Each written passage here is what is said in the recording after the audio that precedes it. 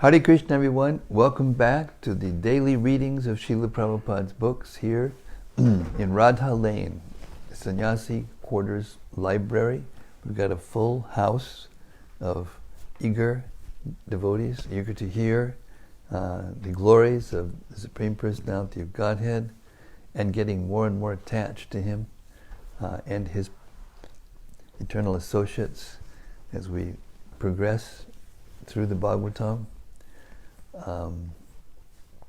Welcome to all of you out there in cyberspace.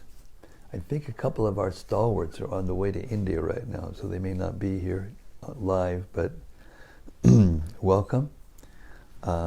So here's Srila Sanatana Goswami's prayer to the Srimad-Bhagavatam, which we hear every day, and hopefully it's giving us an opportunity to associate with Sanatana Goswami in a very intimate way, and also to intensify our understanding and our taste for what we're reading. Srimad-Bhagavata Mahima Stotra, and it goes like this. Sarva Shastra Dipiyusha Sarva Vedaika Satpala Sarva Siddhanta Ratnadya Sarva Lokaika Drikprada. O nectar from the ocean of all scriptures, singular fruit of all the Vedas, rich mine of the precious gems of all conclusive truths, you are the only giver of sight to all the worlds. Sarva Bhagavata Prana Srimad Bhagavata Prabho Kalidwanduditaditya Shri Krishna Parivartita.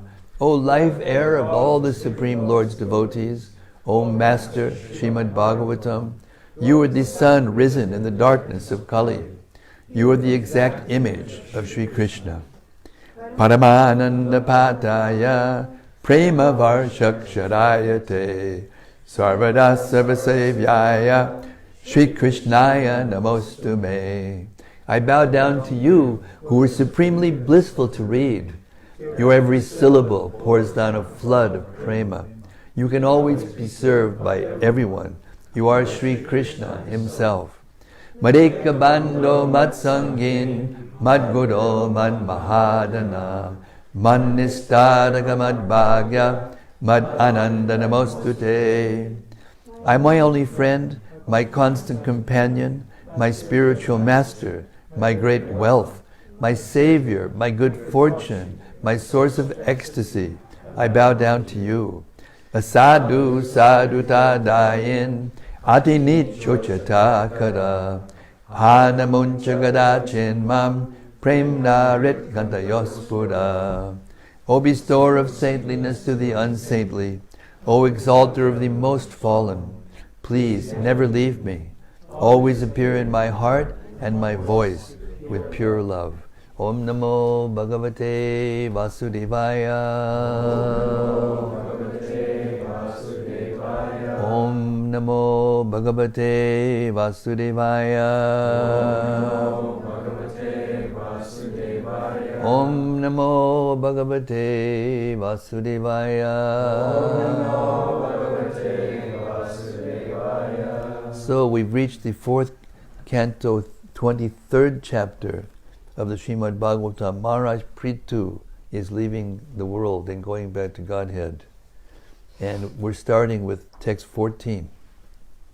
When Maharaja Prthu practiced a particular yogic sitting posture, he blocked the door of his anus with his ankles, pressed his right and left calves, and gradually raised his life air upward, passing it on to the circle of his navel, up to his heart and throat, and finally pushed it upward to the central position between his two eyebrows. Purport. The sitting posture described herein is called Muktasan. In the yoga process, after following the strict regulative principles controlling sleeping, eating, and mating, one is allowed to practice the different sitting postures. The ultimate aim of yoga is to enable one to give up this body according to his own free will. One who has attained the ultimate summit of yoga practice can live in the body as long as he likes, or, as long as he is not completely perfect, leave the body to go anywhere within or outside the universe. Some yogis leave their bodies to go to the higher planetary systems and enjoy the material facilities therein. However, intelligent yogis do not wish to waste their time within this material world at all. They do not care for the material facilities in higher planetary systems, but are interested in going directly to the spiritual sky, back home, back to Godhead. From the description of this verse, it appears that Maharaj Prthu had no desire to promote himself to the higher planetary systems. He wanted to return home immediately, back to Godhead. Although Maharaj Prthu stopped all practice of mystic yoga after realizing Krishna consciousness, he took advantage of his previous practice and immediately placed himself on the Brahma Bhuta platform in order to accelerate his return to Godhead. The aim of this particular system of asana, known as the sitting posture for liberation or muktasana, is to attain success in Kundalini chakra and gradually raise the life from the Muladhara chakra to the Swadhisthana chakra, then to the Manipura chakra, the Anahata chakra, the Vishuddha chakra, and finally to the Agya chakra. When the yogi reaches the Agya chakra between the two eyebrows, he is able to penetrate the Brahmarandra, or the hole in his skull, and go to any planet he desires, up to the spiritual kingdom of Vaikuntha, or Krishna Loka. The conclusion is that one has to come to the Brahma Bhuta stage for going back to Godhead. However, those who are in Krishna consciousness, or who are practicing bhakti yoga, Shravanam, Kirtanam, Vishnu, Smaranam, Padasevanam, can return to Godhead even without practicing the Muktasana process. The process of Muktasana practice is to come to the Brahma Bhuta stage. For without being on the Brahma Bhuta stage, one cannot be promoted to the spiritual sky. As stated in Bhagavad Gita 14:26, Mam chayo bhyabhicharena bhakti yogena sevate sagunan samatityaitan brahma bhuyaya kalpate. The bhakti yogi practicing bhakti yoga is always situated on the Brahma Bhuta stage.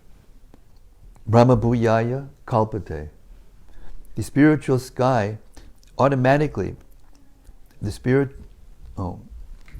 a devotee is able to continue on the Brahma Bhuta platform, he enters the spiritual sky automatically after death and returns to Godhead. Consequently, a devotee need not feel sorry for not having practiced the Kundalini chakra or not penetrating the 6 chakras one after another. As far as Maharaj Prthu was concerned, he had already practiced this process, and since he did not want to wait for the time when his death would occur naturally, he took advantage of the Shat chakra penetration process and thus gave up the body according to his own free will and immediately entered the spiritual sky. Text 15. So how kind is Lord Chaitanya and Srila Prabhupada, particularly Srila Prabhupada, because he gave us this promise: if you follow the 4 regulated principles strictly and chant 16 rounds a day, every day, for the rest of your life, after initiation especially, then you will go back to Godhead in this life. So as far as out as that sounds, that purport, all the things that Maharaj Prthu did, he's in the Satya Yuga, and so many people have that ability naturally. They get trained right from the beginning of their lives. What to speak of a king? He had to know all these things. But Prabhupada is so kind and so dear to Krishna that Krishna feels obliged to fulfill the desire of Prabhupada. So because he made that promise, if you actually do it, you'll go back to Godhead, even if you're not ready, because Krishna says, I have to do this. When you're leaving your body, Krishna will come and take you back to Godhead. Prabhupada told us that directly. So we can't imagine the kindness that is. Who are we? What kind of qualifications do we have to even think or even hear about that Kundalini process. A lot of people try, even Westerners, they try to do this, and they get into complete catastrophe. They don't know what they're doing, and they burn places in their body inside because they don't know what they're doing, and they go nuts. They'll go schizophrenic or crazy by trying to do this kind of process without proper guidance and without qualification. So just, what I'm trying to say something. I'm trying to say that we should build our house of bhakti on the foundation of gratitude. And by hearing this Bhagavatam and by experiencing together how happy we can become just by sitting down together day after day after day after day and hearing the Bhagavatam together like this and understanding, not just understanding, but feeling how close we come and the kind of happiness that we feel it's out of this world. People are not feeling this. It's our solemn duty to build our house of bhakti as tall as we can, on that foundation of gratitude and strict adherence to Srila Prabhupada's desire, and out of gratitude toward him to actually do this. Okay, I'll get off my soapbox now. Hare Krishna. Text 15. In this way, Prthu Maharaj gradually raised his air of life up to the hole in his skull, whereupon he lost all desire for material existence. Gradually he merged his air of life with the totality of air, his body with the totality of earth, and the fire within his body with the totality of fire. Purport. When the spiritual spark, which is described as 1/10,000th part of the tip of a hair, is forced into material existence, that spark is covered by gross and subtle material elements. The material body is composed of 5 gross elements: earth, water, fire, air, and ether, and 3 subtle elements: mind, intelligence, and ego. When one attains liberation, he is freed from these material coverings. Indeed, success in yoga involves getting free from these material coverings and entering into spiritual existence. Lord Buddha's teachings of nirvana are based on this principle. Lord Buddha instructed his followers to give up these material coverings by means of meditation and yoga. Lord Buddha did not give any information about the soul, but if one follows his instructions strictly, he will ultimately become free from the material coverings and attain nirvana. When a living entity gives up the material coverings, he remains a spirit soul. This spirit soul must enter into the spiritual sky to merge into the Brahman effulgence. Unfortunately, unless the living entity has information of the spiritual world and the Vaikunthas, there is a 99.9% chance of his falling down again into material existence. There is, however, a small chance of being promoted to a spiritual planet from the Brahman effulgence or the Brahmajyoti. This Brahmajyoti is considered by impersonalists to be without variety, and the Buddhists consider it to be void. In either case, whether one accepts the spiritual sky as being without variety or void, there is none of the spiritual bliss which is enjoyed in the spiritual planets, the Vaikunthas, or Krishna Loka. In the absence of varieties of enjoyment, the spirit soul gradually feels an attraction to enjoy a life of bliss. And not having any information of Krishna Loka or Vaikuntha Loka, he naturally falls down to material activities in order to enjoy material varieties. Text 16.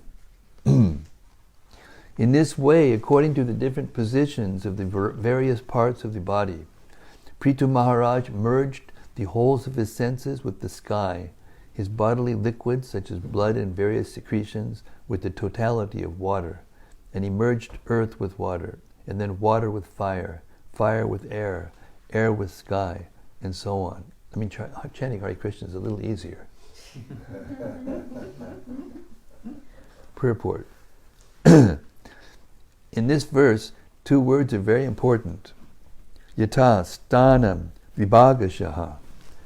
In Srimad-Bhagavatam's second canto, 5th chapter, Lord Brahma clearly explained to Narada how the creation took place, and he explained one step after another the proper divisions of the senses, the controller of the senses, the objects of the senses, and the material elements. And he also explained how they are created one after another, the air from the sky, the fire from the air, the water from the fire, the earth from the water, etc. It is important to know thoroughly the process of creation as it applies to this cosmic manifestation. Similarly, this body is also created according to the same process by the Supreme Lord. The personality of Godhead, after entering the universe, creates the cosmic manifestations one after another. Similarly, the living entity, after entering a womb of a mother, also collects his gross and subtle bodies, taking ingredients from the totality of sky, air, fire, water, and earth.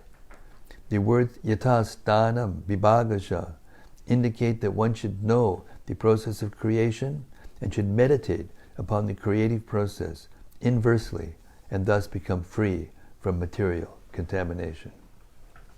Text 17.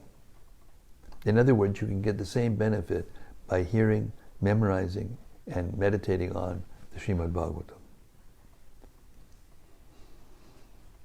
He amalgamated the mind with the senses, and the senses with the sense objects, according to the respective positions. And he also amalgamated the material ego with the total material energy, Mahat Tattva. Purport. In respect to the ego, the total material energy is sundered in two parts, one agitated by the mode of ignorance, and the other agitated by the modes of passion and ignorance. Due to agitation by the mode of ignorance, the 5 gross elements are created. Due to agitation by the mode of passion, the mind is created, and due to agitation by the mode of goodness, false egoism, or identification with matter, is created. The mind is protected by a particular type of demigod. Sometimes the mind, manak, is also understood to have a controlling deity or demigod. In this way, the total mind, namely the material mind, controlled by material demigods, was amalgamated with the senses. The senses in turn were amalgamated with the sense objects. The sense objects are forms, tastes, smells, sounds, etc. Sound is the ultimate source of the sense objects. The mind was attracted by the senses, and the senses by the sense objects, and all of them were ultimately amalgamated in the sky. The creation is so arranged that cause and effect follow one after another. The merging process involves amalgamating the effect with the original cause. Since the ultimate cause in the material world is Mahat Tattva, everything was gradually wound up and amalgamated with the Mahat Tattva. This may be compared to Shunyavad or voidism, but this is the process for cleansing the real spiritual mind or consciousness. When the mind is completely washed of all material contamination, the pure consciousness acts. The sound vibration from the spiritual sky can automatically cleanse all material contaminations, as confirmed by Chaitanya Mahaprabhu, Cheto Darpana Marjanam. We need only take the advice of Lord Chaitanya Mahaprabhu and chant the Hare Krishna mantra to cleanse the mind of all material contamination. And this may be considered the summary of this difficult verse.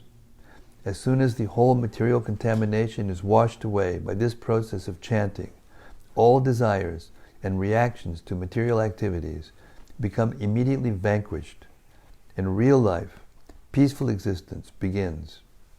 In this age of Kali, it is very difficult to adopt the yogic process mentioned in this verse. Unless one is very expert in such yoga, the best course is to adopt the ways and means of Lord Chaitanya Mahaprabhu, Sri Krishna Sankirtanam. Thus one can gloriously become freed from all material contamination by this simple process of chanting Hare Krishna, Krishna Krishna, Hare Hare, Hare Rama, Hare Rama, Rama Rama, Hare Hare. Just as life in this material world has its beginning in material sound, similarly, a spiritual life has its beginning in this spiritual sound vibration. Hare Krishna. Prabhupada ki jai. Text 18. Prthu Maharaj then offered the total designation of the living entity unto the supreme controller of illusory energy. Being released from all the designations by which the living entity became entrapped, he became free by knowledge and renunciation, and by the spiritual force of his devotional service. In this way, being situated in his original constitutional position of Krishna consciousness, he gave up this body as a Prabhu, or controller of the senses. Purport. As stated in the Vedas, the Supreme Personality of Godhead is the source of material energy. Consequently, he is sometimes called Maya, or the Supreme Person, who can create his pastimes through his potency known as the material energy. The jiva, or the individual living entity, becomes entrapped by the material energy, by the supreme will of the Supreme Personality of Godhead. In Bhagavad Gita 1861, we understand, Ishwarat sarvabhutanam riddhicharjuna tishtati brahmayam sarvabhutani yantra rudani mayaya. The Supreme Lord is situated in everyone's heart, O Arjuna, and is directing the wanderings of all living entities who are seated as on a machine made of the material energy. Ishvara, the Supreme Personality of Godhead, is situated within the heart of all conditioned souls, and by his supreme will, the living entity or individual soul gets the facility to lord it over material nature in various types of bodies, which are known as yantra, or the moving vehicle offered by the total material energy, Maya. Moving vehicle. Although the individual living entity, jiva, and the Lord are both situated within the material energy, the Lord is directing the movement of the jiva soul by offering different types of bodies through the material energy. And thus the living entity is wandering throughout the universes in various forms of body and becomes implicated in different situations, partaking of the reactions of fruitive activities. When Prthu Maharaj became spiritually powerful by the enhancement of his spiritual knowledge, jnana, and renunciation of material desires, he became a Prabhu, or master of his senses, sometimes called Goswami or Swami. This means that he was no longer controlled by the influence of material energy. When one is strong enough to give up the influence of material energy, he is called Prabhu. In this verse, the word sarupasta is also very significant. The real identity of the individual soul lies in understanding or attaining the knowledge that he is eternally a servant of Krishna. This understanding is called Sarupapaladi.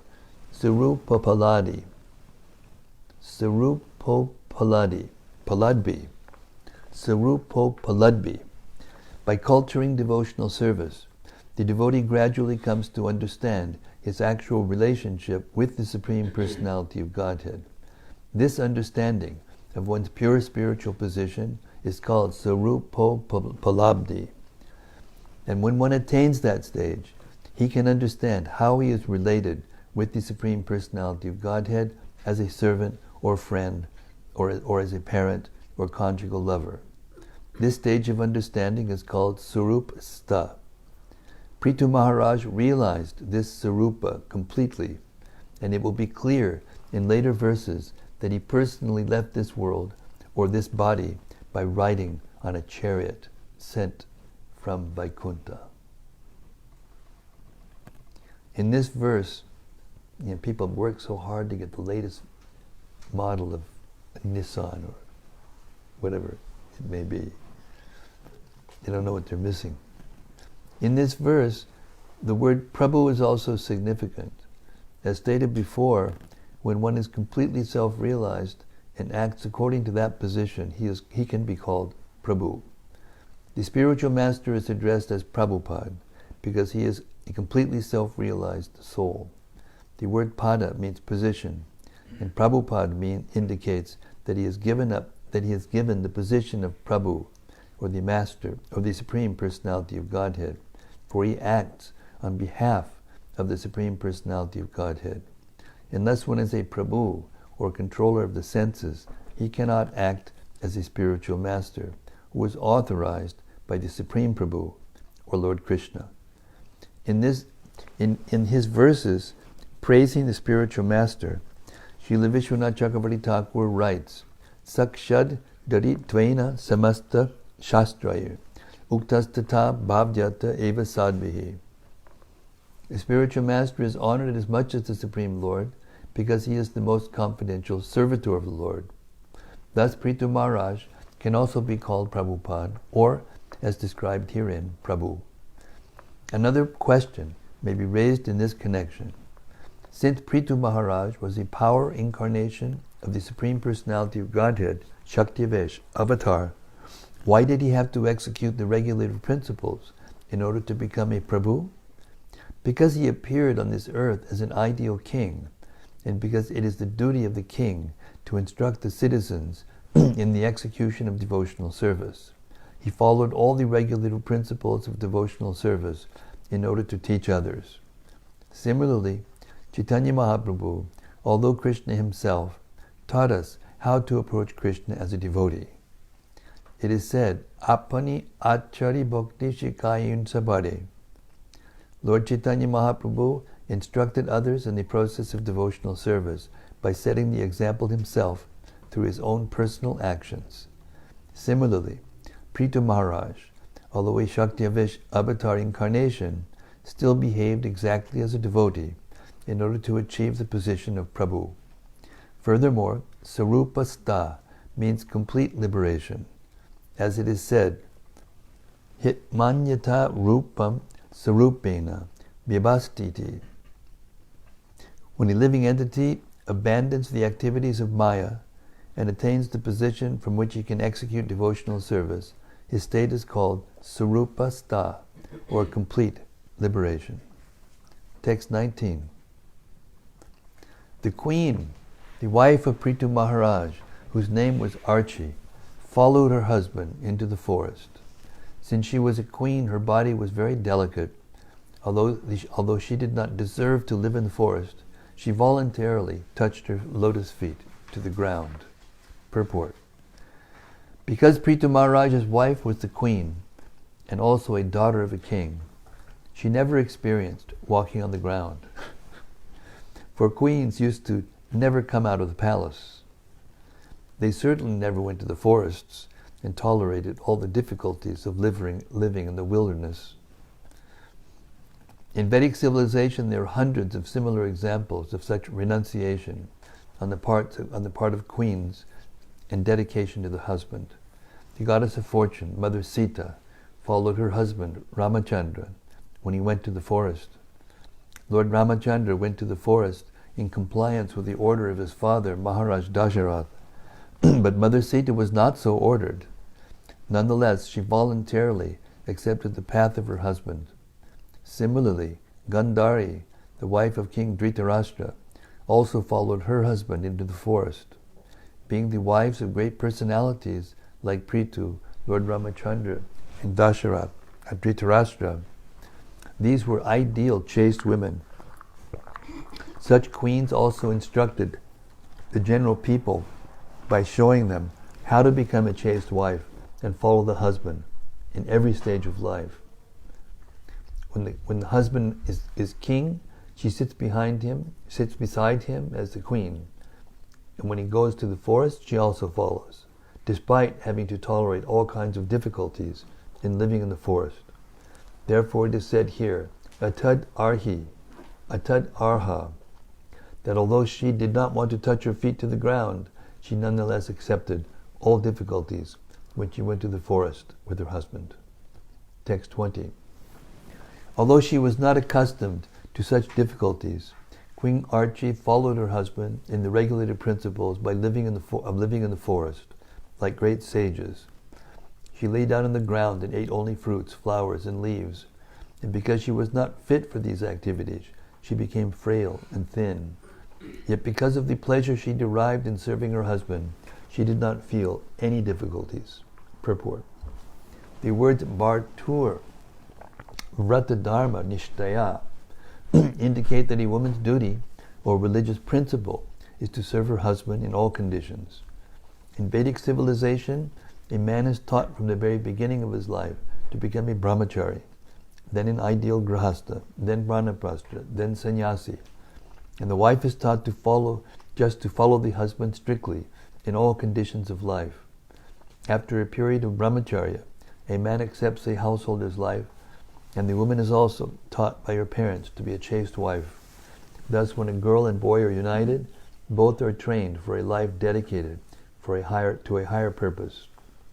The boy is trained to execute his duty in accordance with the higher purpose of life, and the girl is trained to follow him.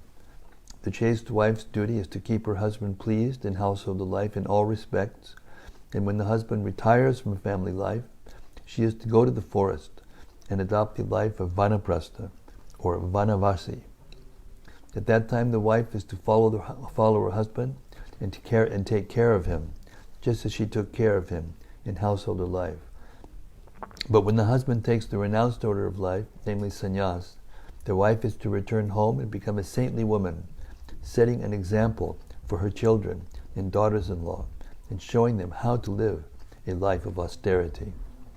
When Chaitanya Mahaprabhu took sannyas, his wife Vishnupriya Devi, although only 16 years old, also took the vow of austerity due to her husband leaving home. She chanted her beads, and after finishing one round, she collected 1 grain of rice. In this way, as many rounds as she chanted, she would receive the same number of rice grains and then cook them to take prasad. This is called austerity. Even today in India, widows or women whose husbands have taken sannyas follow the principles of austerity, even though they live with their children. Prthu Maharaja's wife Archie was steadily determined to execute the duty of a wife, and while her husband was in the forest, she followed him in eating only fruits and leaves and lying down on the ground. Since a woman's body is considerably more delicate than a man's, Queen Archie became frail and thin, parikarshita. When one engages in austerities, his body generally becomes lean and thin.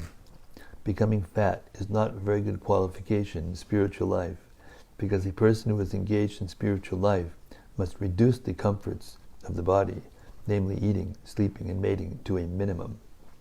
Although Queen Archie became very thin from living in the forest, according to regulated principles, she was not unhappy, for she was enjoying the honor of serving her great husband. Text 21. When Queen Archie saw that her husband, who had been so merciful to her in the earth, no longer showed symptoms of life, she lamented for a little while, and then built a fiery pyre on top of a hill, Haribol Nitya, and placed the body of her husband on it. Whoa! Purport. After seeing all the life symptoms in her husband stop, the queen lamented for a while. The word kinchit means for a little while. The queen was completely aware that her husband was not dead, although the symptoms of life, action, intelligence, and sense perception had ceased. As stated in Bhagavad Gita 2.13, Dehi no smin yata dehe komaram jomanam jara tata dihantara praptir dhiras tatra namuyati. As the embodied soul continually passes in this body from boyhood to youth to old age, the soul similarly passes into another body at death. The self-realized soul is not bewildered by such a change.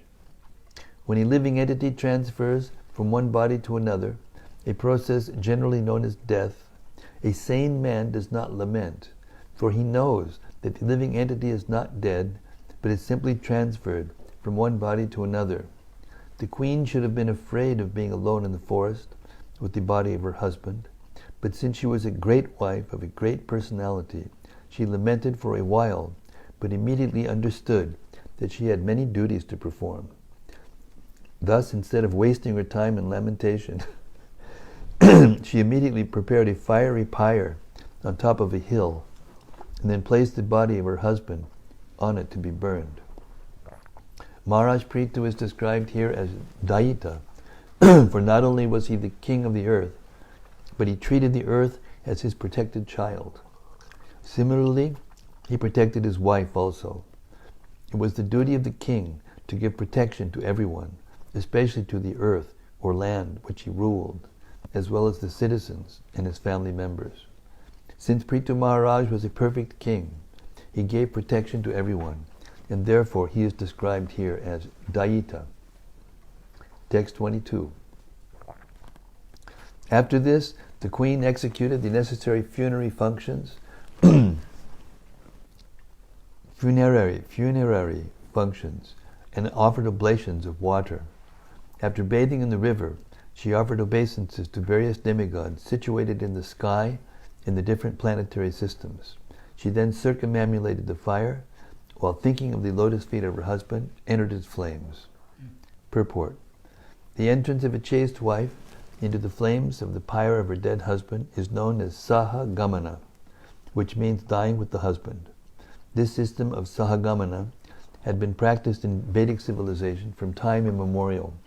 Even after the British period in India, this practice was rigidly observed, but soon it degraded to the point that even when the wife was not strong enough to enter the fire of her dead husband, the relatives would force her to enter. Thus this practice had to be stopped. But even today there are still some solitary cases where a wife will voluntarily enter the fire and die with her husband. Even after 1940, we personally knew of a chaste wife who died in this way. Text 23. After observing this brave act performed by the chaste wife Archi, the wife of the great king Prthu, many thousands of the wives of the demigods, along with their husbands, offered prayers to the queen, for they were very much satisfied. 24. At that time the demigods were situated on the top of Mandara hill, and all their wives began to shower flowers on the funeral pyre and began to talk amongst themselves as follows. The wives of the demigods said, "All glories to Queen Archi. We can see that this queen of the great king Prthu, the emperor of all the kings of the world, has served her husband with mind, speech, and body, exactly as the goddess of fortune serves the Supreme Personality of Godhead, Yogesha, or Vishnu." Purport. In this verse, the words Yogesham Shrir Vadur Iva indicate that Queen Archi served her husband just as the goddess of fortune serves the Supreme Personality of Godhead. We can observe that even in the history of this world, when Lord Krishna, the Supreme Vishnu, was ruling over Dwarka, Queen Rukmini, who was the chief of all Krishna's queens, used to serve Lord Krishna personally, in spite of having many hundreds of maidservants to assist her.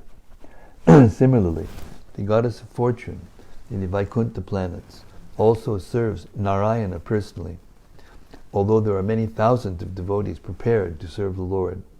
This practice is also followed by the wives of the demigods, and in days past, the wives of men also followed this same principle. In Vedic civilization, the wife and husband were not separated by such man-made laws as divorce. We should understand the necessity for maintaining family life in human society, and should thus abolish this artificial law known as divorce. The husband and wife should live in Krishna consciousness and follow in the footsteps of Lakshmi Narayana, or Krishna Rukmini. In this way, peace and harmony can be possible within this world. Text 26. The wives of the demigods continued, "Just see how this chaste lady Archi, by dint of her inconceivable pious activities, is still following her husband upward as far as we can see." Purport. Both Prthu Maharaja's airplane and the airplane carrying Queen Archi were passing out of the vision of the ladies of the higher planetary systems. These ladies were simply astonished to see how Prthu Maharaj and his wife achieved such an exalted position. Although they were the wives of the denizens of the higher planetary system, and Prthu Maharaj was an inhabitant of an inferior planetary system, the earth, the king, along with his wife, passed beyond the realms of the demigods and went upward to Vaikuntha Loka. The word urdhvam, upward, is significant here, for the ladies speaking were from the higher planetary systems, which include the moon, sun, Venus, up to Brahmaloka, or the highest planet. Beyond Brahmaloka is the spiritual sky, and in that spiritual sky there are innumerable Vaikuntha Lokas. Thus the word urdhvam indicates that the Vaikuntha planets are beyond or above these material planets, and it was to these Vaikuntha planets that Prthu Maharaj and his wife were going.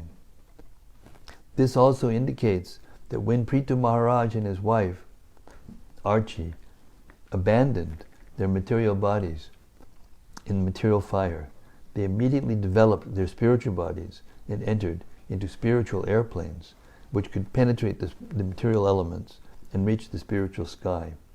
Since they were carried by two separate airplanes, it may be concluded that even after being burned in a funeral pyre, they remained separate, individual persons. In other words, they never lost their identity or became void, as imagined by the impersonalists. The ladies in the higher planetary systems were capable of seeing both downward and upward. When they looked down, they could see that the body of Prthu Maharaj was being burned, and that his wife Archie was entering into the fire. And then when they looked upward, they could see how they were being carried in two airplanes to the Vaikuntha Lokas. All of this is possible simply by durvi bhavyena karmana, inconceivable activity. Prthu Maharaj was a pure devotee, and his wife, Queen Archie, simply followed her husband. Thus they can both be considered pure devotees, and thus they are capable of performing inconceivable activities. Such activities are not possible for ordinary men. Indeed, ordinary men cannot even take to the devotional service of the Lord, nor can ordinary women maintain such vows of chastity and follow their husbands in all respects. A woman does not need to attain high qualifications, but if she simply follows in the footsteps of her husband, who must be a devotee, then both husband and wife attain liberation and are promoted to the Vaikuntha Lokas. This is evidenced by the inconceivable activities of Maharaj Prthu and his wife. Text 27. In this material world, every human being has a short span of life, but those who are engaged in devotional service go back home, back to Godhead, for they are actually on the path of liberation. For such persons, there is nothing which is not available. Purport. In Bhagavad Gita 9:33, Lord Krishna says, Anityam asukam lokam imam prapya bhajasvamam. The Lord here declares that this material world is full of miseries, asukam, and at the same time is very flickering, anityam. Therefore one's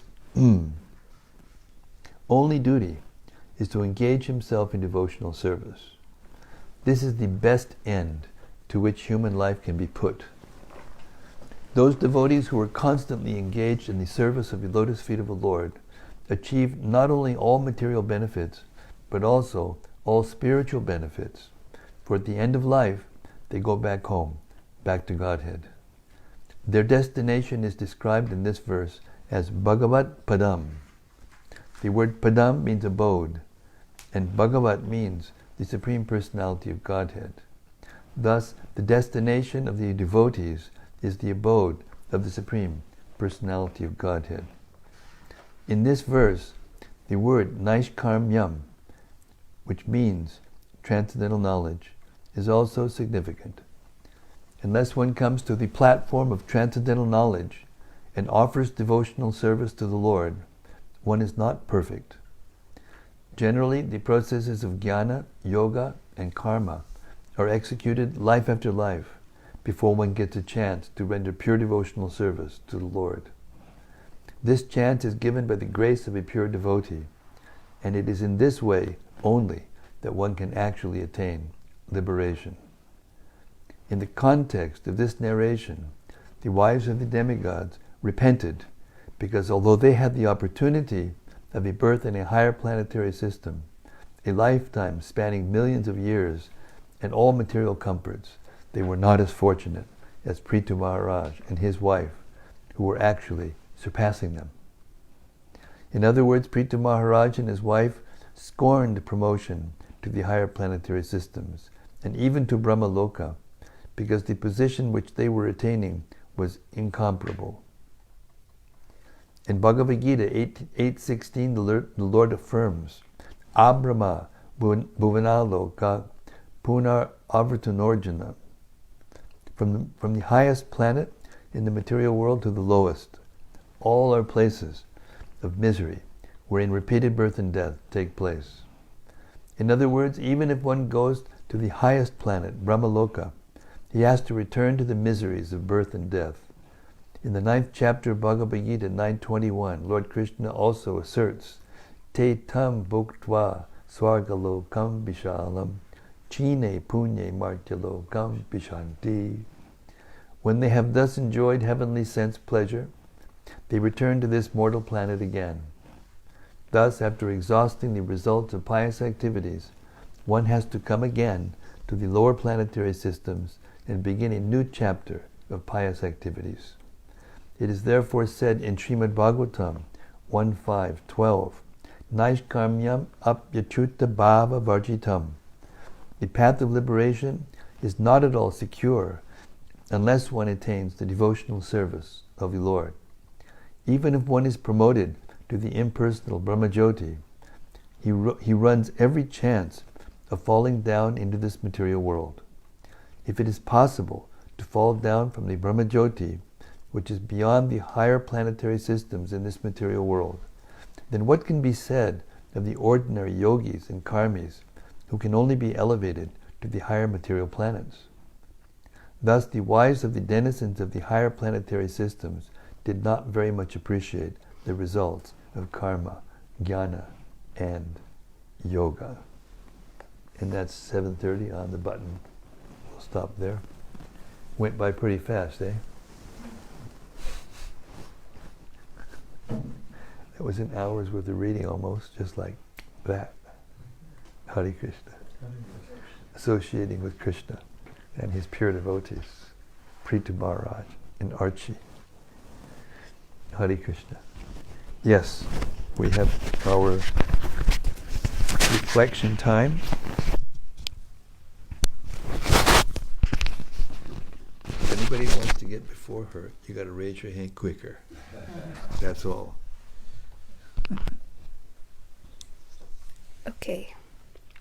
I'm going to read You got to from... read loud so everybody can hear. You're not just hearing to the persons up there. Okay, I'm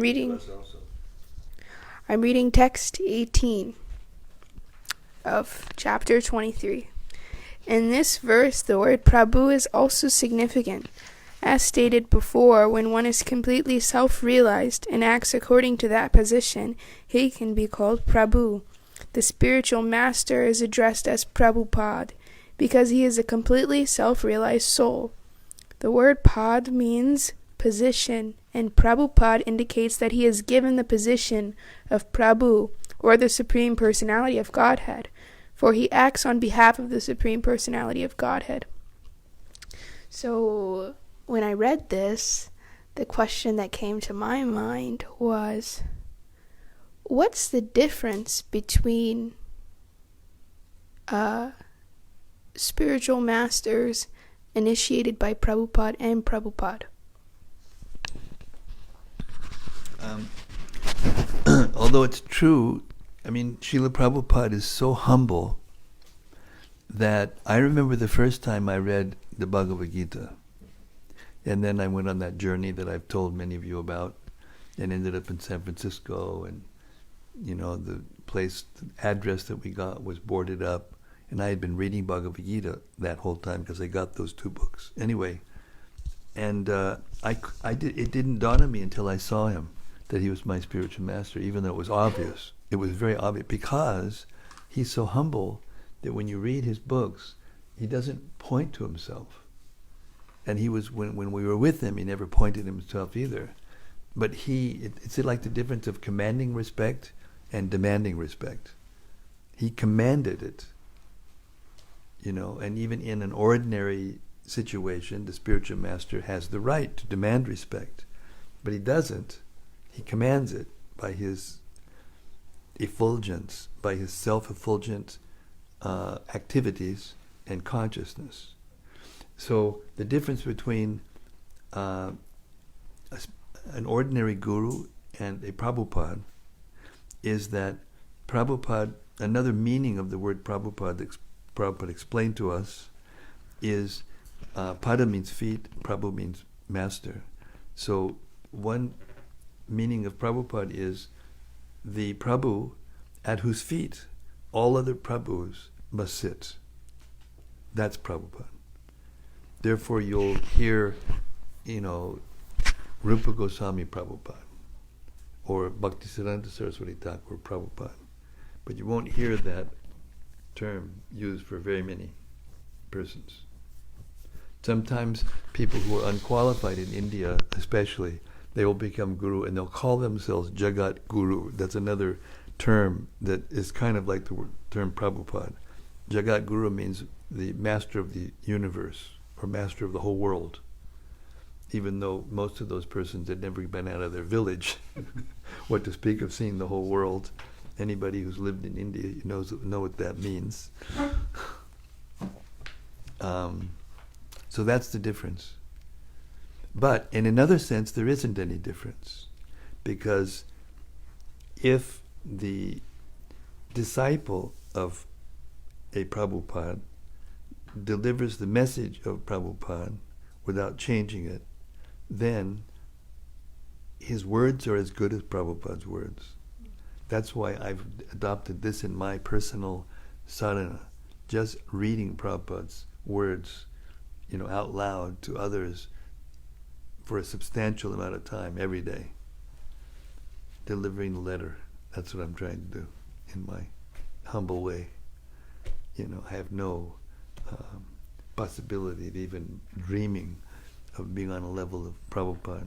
But I can deliver the goods by delivering letters without opening them and taking out the checks or whatever people do who are dishonest. They're jiva souls. They're not Vishnu Tattva. But even if they were Vishnu Tattva, sometimes Krishna or an expansion of Krishna will do something extraordinary in order to make it more difficult to understand him. The classic example is, like Lord Chaitanya, he disappeared. There was no body to burn, he disappeared. I mean, there are all kinds of speculations. There's a golden streak in a Tota Gopinath deity in Puri, and people say that he merged into the deity, which is completely possible. He can do anything he wants, or he can just disappear. It's up to him, And but Lord Krishna, he did something very clever. He exhibited the potencies of the Supreme Personality of Godhead. He lived for 125 years, and his body didn't age after 16, which nobody has ever and will ever do. So he proved that he had a spiritual body. And yet when he left this world, he left in his spiritual body, and he left a body that was similar out of material elements, so that everybody, all the atheists would think that he didn't have a spiritual body. Even though it was so obvious that he had a spiritual body by everything that he did his whole life. He would go out into a battlefield and he would fight 100,000 men single-handedly, and he wouldn't have one hair of his body touched, and every one of them will be dead. Never been done, never will be done. He lifted Govardhan Hill, a huge hill, on his finger when he was 7 years old. If you think it's just a story, then you won't be able to appreciate.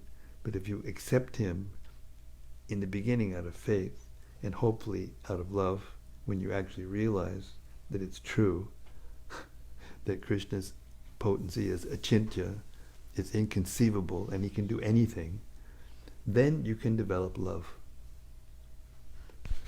So we get that love by spiritual strength, by following strictly, and we get that strength by following strictly.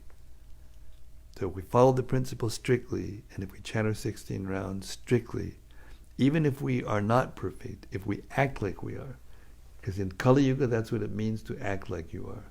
You follow the 4 regulative principles strictly, and you chant your 16 rounds strictly every day.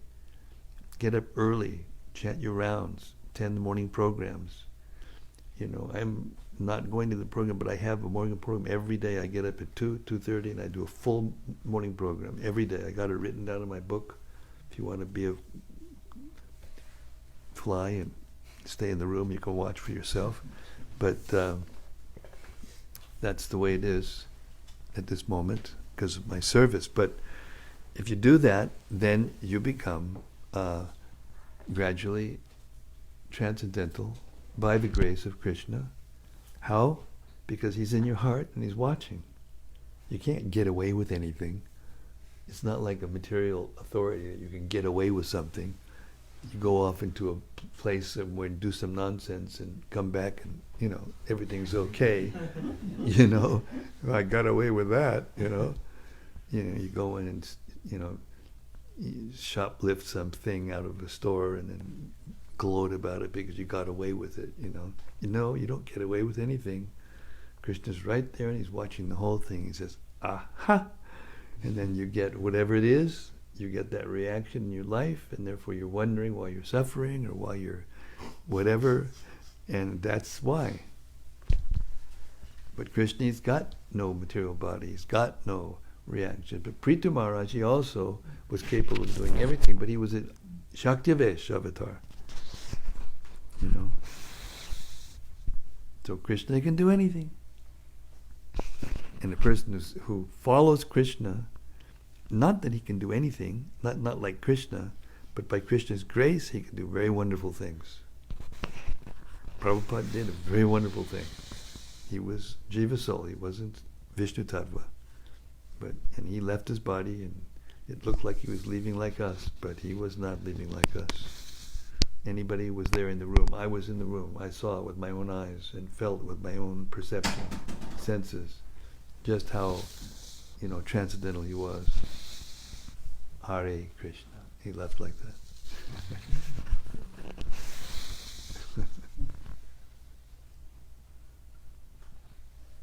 But he taught us because it looked like he was going through a very big, heavy change. His body went down to nothing, and the doctors came, they said, no one can do this.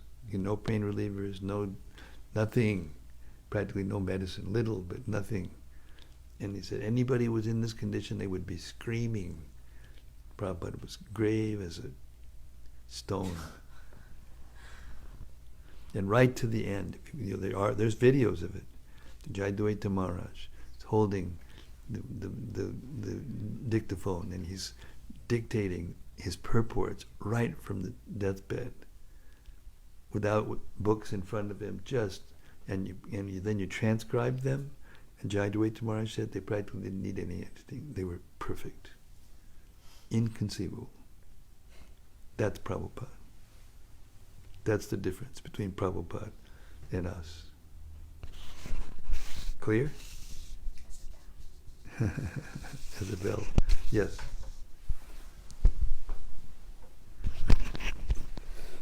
Maharaj, this is from the same 18th verse, in which on the second paragraph it talks about that when Prthu Maharaj became spiritually powerful by enhancement of his spiritual knowledge. That is one point. And to add to it, it further says that it talks about Sarup Labdhati, like, you know, having the own spiritual form. Yeah. And then further it talks about the servitude aspect. Yes. So, does it mean that in any case, whichever swarupa you have, might be, or whichever it might be, the way in serving that 4 ways, is it the service attitude which matters a lot, by which you can attain? Very good question. That's a very good question. When Sanatana Goswami approached Lord Chaitanya, actually Rupa and Sanatana approached him together, and Sanatana Goswami, upon seeing Lord Chaitanya, fell down with a straw in his teeth, and he said, "People think that I praised me as being a great scholar and a great person," and he was a great scholar and a great person. He knew Sanskrit and Persian and Urdu, and so many, and he knew all the Shastras, and he was big in terms of his position, because he was more or less like the chief minister to the Nawab. And but he said to Lord Chaitanya, "But I don't know who I am, so what kind of big man am I? Who am I?" And he was a Manjari. Everyone knows. It's in the scriptures. It's common knowledge among pure devotees that he was Manjari, the most intimate servant of Radharani. And Lord Chaitanya's answer was, "You're a servant of Krishna." Because that is the foundation of our sarup. The gopis are the highest devotees, and they are thinking that they are made servant of Krishna. The queens of Krishna are the next highest devotees, and there's verses in the Srimad-Bhagavatam when Draupadi and the queens of Krishna when Draupadi met with the queens of Krishna at Kurukshetra, then Draupadi asked them, each one, "Tell me how you met Krishna, and how did you marry Krishna," and all of that. And in each case, they said, after telling all the wonderful things that Krishna did in order to win their hand, so to speak, they said, "And now I'm living in Krishna's house as a maidservant." So we have love, eternal love for Krishna, and just like in this world we have love, and people who are very elevated, they have love for everyone. They love people, they love the trees, they love the plants, elevated people, but they don't treat each person the same. If their wife, they treat in one way, that love. The son or daughter, another way. Their boss in another way. Like that. Their pet dog in another way. They don't, act out that love in the same way with everyone. And that's the rasa, that's the perverted reflection of the spiritual rasa in the spiritual world. So yes, your question is yes. The service attitude is the essence of spiritual life, and therefore the essence of the identity that we have in the spiritual world. Even the Vishnu forms, the expansions of Krishna, even Lord Balaram considers himself a servant of Krishna.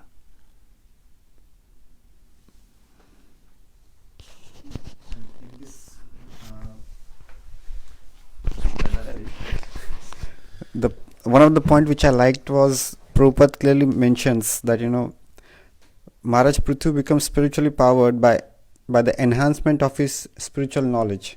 Yes.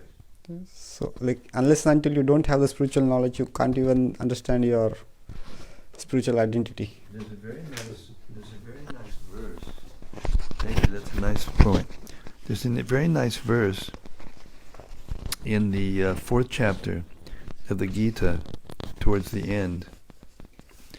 It's called Nahi Jnanina Sadrisham Pavitram Iha Vidyate Satswayam Yugasamsida Kalina Mani Vindati. I just have to find it.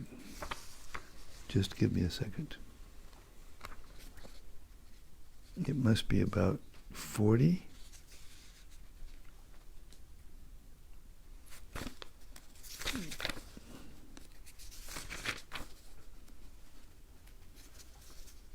$38.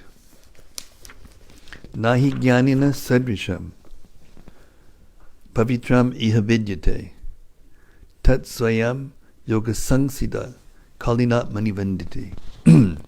In this world, there is nothing so sublime and pure. Is everyone listening? Anyone who's not listening, raise your hand. Okay. In this world, there is nothing so sublime and pure as transcendental knowledge. Such knowledge is the mature fruit of all mysticism. And one who has become accomplished in the practice of devotional service enjoys this knowledge within himself in due course of time. Purport. When we speak of transcendental knowledge, we do so in terms of spiritual understanding. So you don't get transcendental knowledge just by getting some information content and memorizing it and being able to repeat it. That's not, it is part of spiritual knowledge, of course, if you're, depending on what you're learning. But spiritual understanding is the key.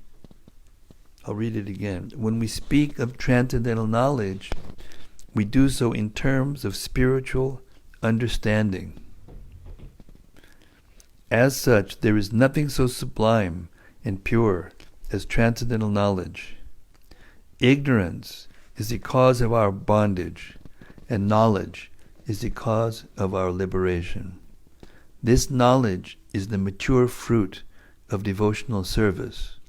And when one is situated in transcendental knowledge, he need not search for peace elsewhere, for he enjoys peace within himself.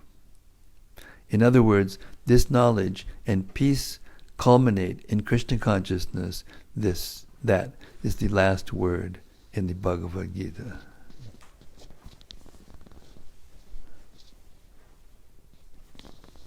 Just let it sink in for a second. Such a nice point.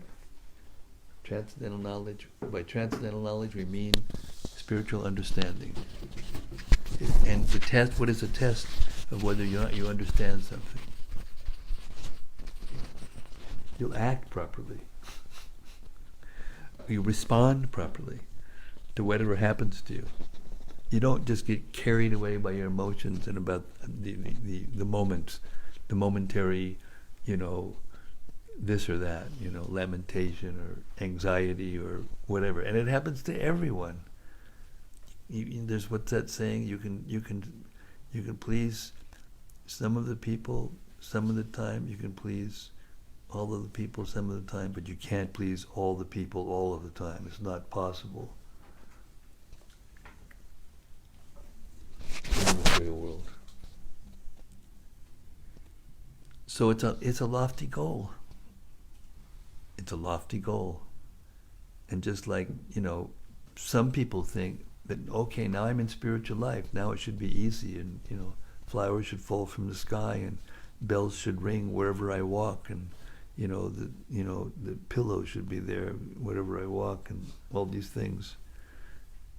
But no, it's the most lofty thing, the most elevated thing, stage of life. Therefore, as much as people work and hard and sacrifice so much to gain some, ridiculous perfection, like being able to jump over a bar, a 1/16 of an inch higher than anyone else has done before, and getting up and standing on the top platform and having a whole stadium of people just go, oh, yeah, and you go, yeah. You see these athletes, when they do something for us, they go, yeah. They look like monsters, actually. They make these faces that, because they have to get so much adrenaline going through them to do it. And that's all it is. It's just pure, unadulterated passion, So we're shooting for the spiritual sky, They say shooting for the stars. Well, we're shooting for the spiritual sky, and therefore you can't expect to get there overnight, and you can't expect to get there without going through a lot. So when you sign up, and you all in this room at least have signed up you should expect that you're going to get tested, and you're going to have to pass through all those and learn by spiritual understanding how to respond to all things in life properly. And when Krishna sees that in the heart, because he's watching everything, he says, oh, all right. And then he'll break you back to Godhead. Hare Krishna. Okay, I'll stop there. Srila Prabhupada ki jai. Shri Archie ki jai. Shri Prthu Maharaj ki jai. Gaur Premanandi.